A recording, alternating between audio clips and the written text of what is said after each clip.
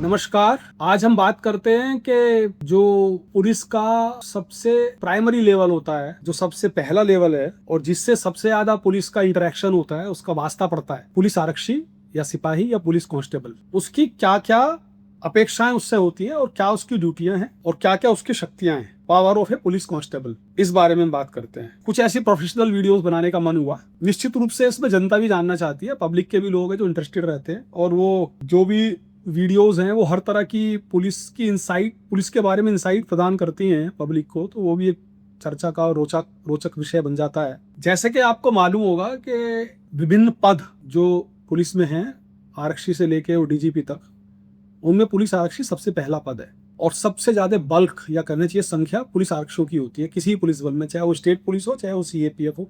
यहाँ तक के जो आर्मी है वहां भी जो जवान होते हैं, सिपाही होते हैं, उनकी संख्या सबसे ज्यादा होती है। एक अनुमान के अनुसार करीब करीब 80% जो फोर्स है वो आरक्षी होते हैं, आरक्षी स्तर के होते हैं। इनकी ड्यूटीज क्या होती हैं, शक्तियां क्या होती हैं, इसके बारे में कहीं कोई डिटेल डेफिनेशन नहीं है। हाँ, एक पैरा 61 है यूपी पुलिस रेगुलेशन की मैं बात कर रहा हूँ, चूंकि यूपी में मैंने नौकरी की है, तो बाकी स्टेट में भी सबके पुलिस रेगुलेशन से तो करीब करीब इसी तरह की व्यवस्थाएं सब जगह हैं। तो जो यूपी पुलिस का रेगुलेशन का जो पैरा 61 है वो केवल ये कहता है कि कांस्टेबल की जो प्रिंसिपल ड्यूटी है वो है प्रिवेंशन ऑफ क्राइम। अब आप ये सोचिए कि जो प्रिवेंशन ऑफ क्राइम है वो कहने को तो छोटा सा एक फ्रेज है, लेकिन बहुत विशाल है अगर इसकी हम व्याख्या करें तो, क्योंकि उसमें प्रिवेंशन भी आता है, डिटेक्शन भी आ जाता है, सर्वांस भी आती है, बहुत सारी चीजें आती हैं।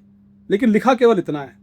फिर बाद में लिखा है कि इनको विनम्र होना चाहिए और कंसिडरेट होना चाहिए पब्लिक के प्रति, जिसके ये सर्वेंट है, क्योंकि हम लोग सभी पब्लिक सर्वेंट हैं। फिर लिखा है must wear uniform unless they are on detective work. मुखबिरी का एक मैंने वीडियो बनाया था, मुझे पता नहीं आप लोगों ने देखा नहीं देखा, उसको जरूर देखिए, बहुत रोचक है वो, कि पुलिस का मुखबिर तंत्र, ऐसा करके मैंने एक वीडियो बनाया है। तो जो मुखबिरी के काम पे लगे हुए, डिटेक्टिव वर्क, जासूसी के काम पे, उनको वर्दी पहनने से छूट है, अदरवाइज वर्दी उसको पहननी चाहिए, इतना सा लिखा हुआ है। और बाकी जगह एक आर्म पुलिस की बात की गई है और एक आध जगह पे सेंट्री ड्यूटी की बात की गई है कि अगर पुलिस आरक्षी सेंट्री ड्यूटी कर रहा है तो उससे क्या क्या अपेक्षाएं हैं। लेकिन क्या आपको लगता है कि बस इतना सा ही काम करती है पुलिस के आरक्षी? इनफैक्ट जो भी पुलिस का काम है वो सारा का सारा पुलिस के आरक्षियों का काम है। जो भी काम पुलिस के कोई भी वरिष्ठतम अधिकारी करते हैं उसकी शुरुआत किसी ना किसी रूप में, कहीं ना कहीं से, कभी ना कभी किसी आरक्षी के द्वारा ही की जाती है। इसीलिए पुलिस आरक्षी और पुलिस सब इंस्पेक्टर, इनको पुलिस का कटिंग एज लेवल कहा गया है, क्योंकि पुलिस की सारी परफॉर्मेंस और पुलिस की छवि, पुलिस के अचीवमेंट्स, वो आरक्षी और सब इंस्पेक्टर में एसएचओ भी हो सकते हैं, इंस्पेक्टर, वो एक ही रैंक, एक ही उसमें उसको मान लेते हैं। तो जो ये थाना पुलिस है, जो इस तरह का जो हमारा सबऑर्डिनेट रैंक्स हैं, उनकी परफॉर्मेंस के आधार पे टोटल पुलिस का विभाग का परफॉर्मेंस का आकलन होता है। ये बेडरॉक है पूरे पुलिस सिस्टम का। तो जब इतनी सारी अपेक्षाएं, एक वीडियो मैंने बनाई थी जिसमें मैंने बताया था कि पुलिस से क्या क्या अपेक्षाएं हैं, सांप निकलने का एक मैंने उसमें उदाहरण दिया था। तो इतनी सारी अपेक्षाएं जब समाज की हैं तो निश्चित रूप से वो बहुत ज्यादा होंगी। वो जो पुलिस विभाग से अपेक्षा है वो उसको पूरी करता कहीं ना कहीं थाने की पुलिस ही है। काम वहीं से शुरू होता है, कहीं ना कहीं आरक्षी का ही इन्वॉल्वमेंट होता है। अगर आरक्षी अकेले नहीं जा रहे हैं, सब इंस्पेक्टर के नेतृत्व में जा रहे हैं, तो भी काम आरक्षी करेंगे, सब इंस्पेक्टर के आदेशानुसार करेंगे, एसएचओ के आदेशानुसार करेंगे। तो इतना महत्वपूर्ण कार्य है सब आरक्षी का। उसके बाद एक आरक्षी ऐसी चीज है जो सर्वव्यापी है।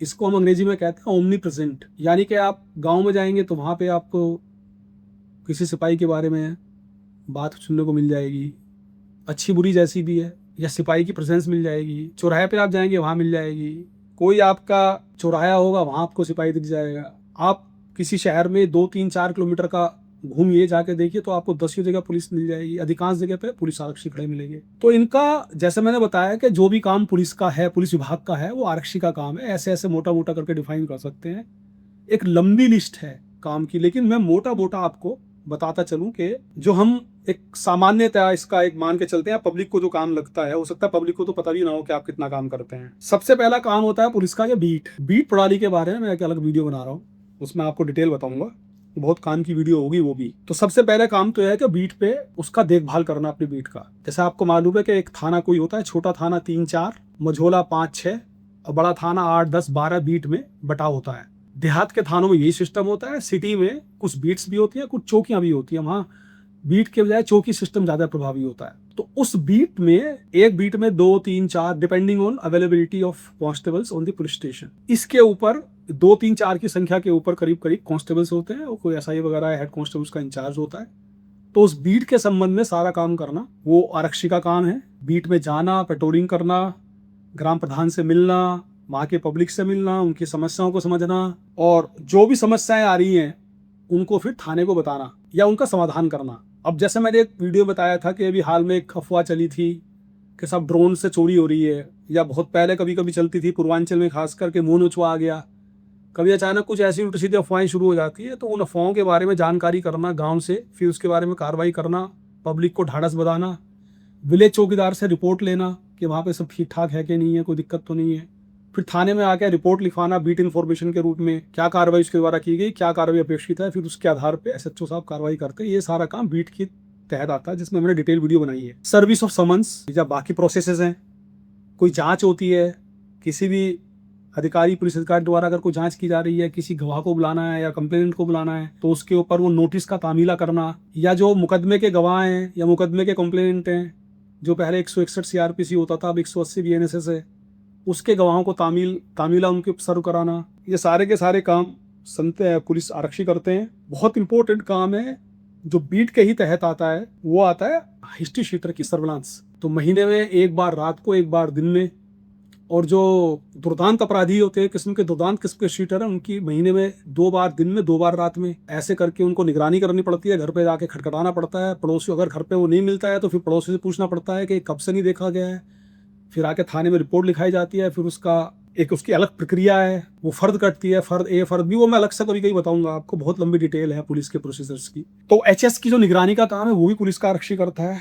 उसके बाद आपने देखा होगा तमाम वीआईपी ड्यूटी, ट्रैफिक, मेला, रैली अगर कोई हो रही है चुनाव के दौरान या वैसे किसी भी वीआईपी की है, माननीय मंत्रीगणों की, माननीय प्रधानमंत्री जी, माननीय मुख्यमंत्री जी, किसी की भी रैली है तो उसमें ड्यूटी लगवाना, भीड़ का नियंत्रण, परीक्षाएं कराना बहुत बड़ा काम हो गया है आजकल, बैंक की गार्ड की ड्यूटी, थाने पे जो कार्यालय होता है उसमें लेखन का कार्य, वो सब मुंशी जी या दीवान जी अलग अलग उसमें वो करते हैं। तो रिकॉर्ड की मेंटेनेंस हो गई। आजकल कंप्यूटर सब थानों में लग गए, सीसीटीएनएस पे काम हो रहा है, टेक्नोलॉजी का इंट्रोडक्शन हो गया है, तो कंप्यूटर सीख के कंप्यूटर ऑपरेटर होते हैं। उसके अलावा भी फिर भी कुछ आरक्षियों को जरूरत पड़ती है, तो वहाँ पे उनका काम में हाथ बटाना, कई सारी हेल्प डेस्क खुल गई हैं, उनका ध्यान रखना, बहुत लंबी ड्यूटी है, बहुत लंबी लिस्ट है। लेकिन ये एक आइडिया ये था इसको बताने का कि थोड़े से जो आरक्षी हैं उनको भी थोड़ा पता चले, खासकर जो पुराने लोग हो जाते हैं उनको तो खैर बहुत पता रहता है, इससे भी ज़्यादा चीज़ें पता होती हैं उनको, लेकिन जो नए आरक्षी रिक्रूट्स होते हैं